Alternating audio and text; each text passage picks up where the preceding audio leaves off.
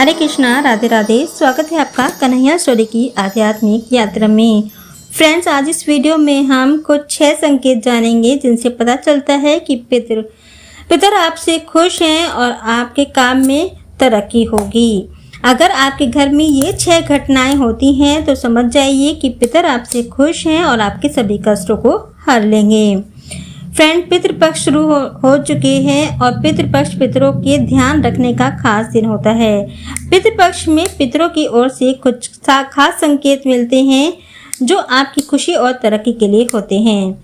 तो आइए जानते हैं क्या है वे संकेत।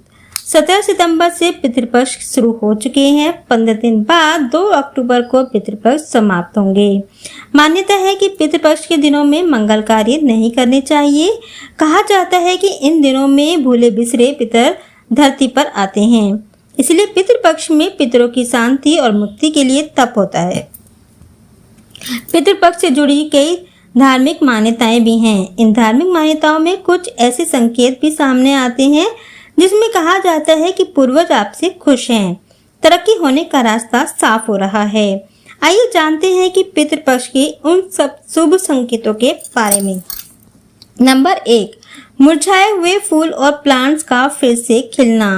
घर में कोई पौधा हुए और वह देखभाल ना करने की वजह से मुरझा गया है और फिर वो अचानक से खिल उठे तो समझ लेना कि भूले बिसरे पितर घर आ चुके हैं। मुरझाए फूल और प्लांट्स का खिलना संकेत है कि पूर्वज आपसे खुश हैं।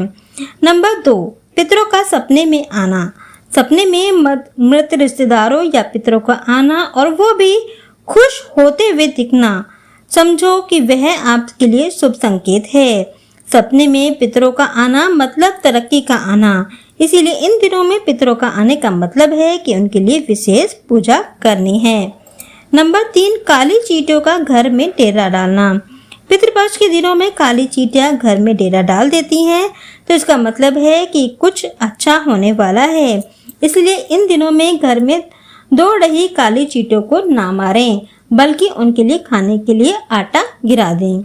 नंबर 4, कौवे का छत पर बैठना। कहा जाता है कि कौवा जब किसी की छत पर बैठता है तो इसका मतलब है कि उसके घर मेहमान आने वाले हैं। लेकिन पितृपक्ष के दिनों में यदि कौवा छत या आंगन में बैठता है तो इसका मतलब है कि पूर्वज घर में आ रहे हैं।